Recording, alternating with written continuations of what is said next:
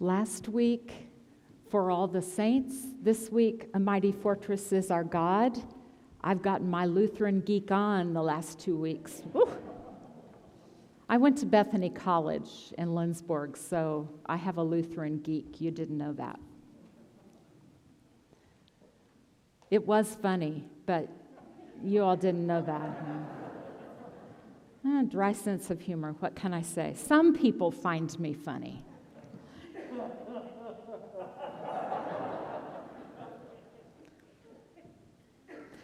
In our increasingly busy lives, why do people take time to come to church? When you'd rather sleep in, watch online, in your PJs, drink coffee, why did you come up this Sunday morning and come to church?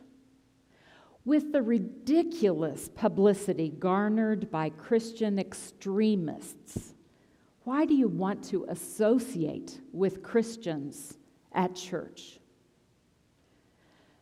Okay, not to be disrespectful, but really, why are you here? Today, I want to talk about why church. Now, for those of you who are really tuned in and have been here a long time, you may remember that in 2013, I preached a whole long sermon series on this topic, and it was so popular that someone suggested that we create a bookmark out of the reasons to be part of a church and put it in the material that we give to prospective members, and we still give those bookmarks out. So I wanted to reprise that idea and take a few minutes, but not a whole sermon series, to ponder again this morning what prompts us to make a commitment of time and money and energy to be part of a church, especially after so many of us spend considerable time on Sundays during COVID not coming to church. And what do we say to people who offer reasons not to go to church? Some of them that are maybe a little bit valid, if not totally valid, like it's full of hypocrites. Look to your right, look to your left. Chances are someone around you might just be one of those hypocrites. Or someone who says church just isn't relevant anymore. Or I've outgrown Christianity in my thinking. To consider these questions, I chose Acts chapter 2, verses 43 to 47 for reflection. This is a description of what would become the first church after Jesus, and it speaks of why church is important both at that time and now. So I'll be reading the traditional word. It is now printed in your bulletin. Awe came upon everyone because many wonders and signs were being done by the apostles. Everyone who believed were together and had many things in common. They would sell their possessions and goods and distribute the proceeds to all as anyone had need. Day by day, as they spent time together in the temple, they broke bread at home and ate their food with glad and generous hearts, praising God and having the goodwill of all people. And day by day, the Lord added to their number those who were being saved. This morning, with all of our special activities and guests and the beginning of a new season, I thought I would give you a David Letterman-style countdown of why church matters as a prelude to the coming weeks. So choir, get ready to do some drums. Or maybe we have a drummer here. Okay. And I know I'm showing my age when I say David Letterman top 10, but I am old. Johnny Carson, oh. See, this is why, we just continue to have jokes running back and forth. So the number 10 reason church matters is Thank you. And this should come as no surprise this morning because it has incredibly inspiring music. Think about the collection of hymnody, sacred music, spirituals, and the many other genres of music that have enriched the church and outside the church for generations.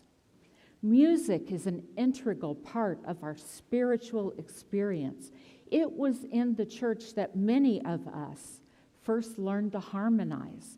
It's in the church that many musicians are inspired to write lyrics, tunes, and poetry. Church matters because its music inspires us inside and outside the church. The number 9 reason church matters is because it is here that we are exposed again and again to stories and lessons with moral depth. Many of these stories have survived more than 1 millennium, 2 millennium, and beyond, and yet they continue to speak to the 21st century. They contain timeless truth. Certainly, you can read the Bible at home alone by dusting it off and opening it. But there's nothing like discussing an age-old truth with others and to be challenged to think outside your own head and to get other people's perspectives. It's in the church that my children learned to live responsibly, and respectfully. It's in the church that my children learned how to get along with others and that each person is a beloved child of God. This summer, one of our extended family members, Jennifer, died. She was born with Down syndrome, and she lived 50 years. But what was one of the things that was remarkable about Jennifer was that in her 40s, she decided that she, for the first time, would learn to read. Why? Because she wanted to read her Bible for herself. Not just hear someone at church read it aloud. She wanted to learn to read so that she could read herself when it came time in Sunday school. She wanted to follow along in church when a text was read, not just listen to it. The stories in the Bible were important to her. Church matters because it teaches and models deeply held moral truths. The number 8 reason that church matters is because it provides community, a beloved sacred space where people can be nurtured and grow. You know, book clubs serve a fabulous purpose. Country clubs do as well. Social service clubs are benevolent and provide an amazing service to our community. Friends and family, there's nothing like them, vitally important in our lives. But the church is the one social institution where you both give and receive, where you both work and rest, where you love and are loved, where you're inspired and you find solace, where you teach and you learn. The church community is a living organism. It's a sacred and holy place, a place of love and support. And if we were in a non-COVID time, I would ask you to turn and gather into small groups of 2 or 3 and share a story about how the church community matters to you. Instead, I'm going to invite you, instead of having roast preacher for lunch, rather talk over lunch or this afternoon with a friend or a family member, call someone on the phone, and tell them about a time or an instance that you felt the church community or a person in the church made a difference in your life.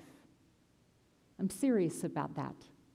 Take time this afternoon to discuss with a friend, a family member, a stranger, if you will, the time that the church community made a positive difference in your life. So number 8, church matters because it provides sacred space for nurture and growth. Number 7, it is here that rites of passage are performed. I have been privileged to be a part of people's intimate lives, blessing new babies, celebrating marriages, baptizing with water and tears as a new life is embraced, going to sporting events or recognition and awards ceremonies to cheer on an honoree, responding and speaking on behalf of the church from court steps to where there is a community tragedy. Even the dissolution of a marriage is a sacred rite. And I've been with a candidate for office as she filed her candidacy with the election committee. Part of my doctoral dissertation was writing liturgies for children's rites of passage. And I wrote those liturgies for small congregations or small groups in larger congregations to gather together when an important, significant part of a child's life happened, like the loss of a beloved pet or a grandparent, or the beginning of a school year, or graduation from elementary or middle school, or the beginning of puberty, or moving to a new home, or some other major event in the life of a family or a child. That's because in a church, it's important for us to laugh together and to cry together. We celebrate and we mourn together. So the 7th reason church matters is because it provides the rites of passage for the ups and the downs of life. Number 6, the church matters because, I skipped one and caught you. It reaches out to those in need. The major hospitals in our city were all started by churches. The social service programs in our community are mostly founded by and church supported. I'm so grateful for the generosity of our church. I mentioned this, and Ryan did as well, that our congregation raised about $5,100 this summer for Gammon Elementary School Teachers Supply Closet. And right after that, we met our goal of $30,000 for music school scholarships. This is a terrific outreach to our music students. And in addition to that, we support the hygiene pantry through our budget and many other designated gifts.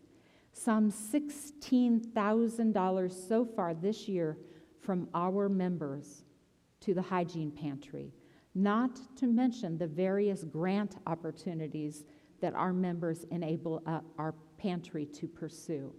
So it is an amazing gift of generosity that our congregation offers to our community. Nursing homes, services for people living with disabilities, childcare, shelter for the homeless, food and job services for the poor. These are all reasons that church matters because it reaches out to those in need. Number 5, the church matters because it offers a place for reflection and renewal. Each week, millions of people go to church to find something that encourages them to go forward into the next week. It is here that we find hope to carry on, times of prayer and meditation, reflection and inspiration. The church matters because it offers a place for reflection and renewal. Number 4, the church matters because it gives us an opportunity to meet new people and to be inspired and challenged by them.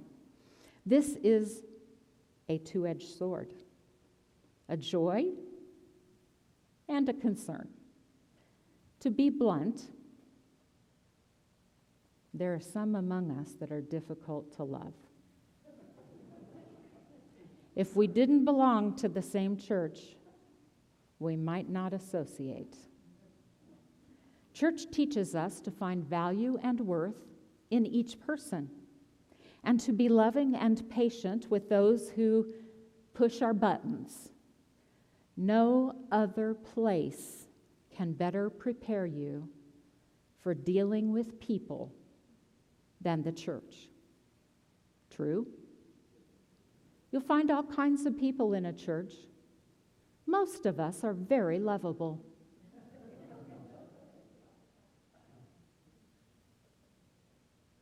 The church matters because it gives us the opportunity to meet new people and to be challenged and loved by them. Number 3, the church matters because it reminds us of our history and our future. So often we're tempted to consider our lives completely out of context. We forget that we are part of a flowing stream of creation. From dust we have been made, and to dust we return, the scripture reminds us. And yet the lives and the stories of those who went before us are vitally important to understand. Their story is our story. We are not alone. We are part of this incredible patchwork of history. To learn sacred history is the foundation of creating a holy future. So the church matters because it reminds us of our history and our future. Number 2, a short story to illustrate the number 2 reason that church matters. When someone dies, it is often to their family and friends left and to the church that they turn. The church offers prayers, a place for a memorial service, and clergy who are caring and who have been trained in grief. More and more often, families don't have a church. I ache for them. Paul and I often are called on to help families who are bereaved, to work with them if they don't have a minister. This week alone, our church was the place where 2 funerals were held for families without a church and without ministers. It is in the church where the stories of the deceased are told and where the family will find solace in the months and years to come. All of us, if you don't know this, by the way, all of us are going to die. And the church will be called on to participate in some part of your death, perhaps at your bedside with your grieving family, offering words of comfort and peace, bringing food, sending cards to your loved ones, reaching out with love and care. The church cannot stop your death, but it can and it will remind your family and wrap them in love that they are held in prayer. And that's the number 2 reason why church is important, because it knows how to minister and to offer solace to those who grieve. And the number 1 reason church matters, all of you, is that it reminds us that there is something bigger than us in the world. Yes, a divine energy, an entity, God, however you perceive God to be. So often we are prone to get involved in our own words and work, family activities, and the life that we live, that we lose sight of the ultimate purpose we have in life. We are so busy in our material world thinking about our bodies and our lives and all the things around us that we forget we are souls living in a body and not the other way around. We forget that our souls are primary and that life itself is sacred. We forget that there is a holy work going on in us.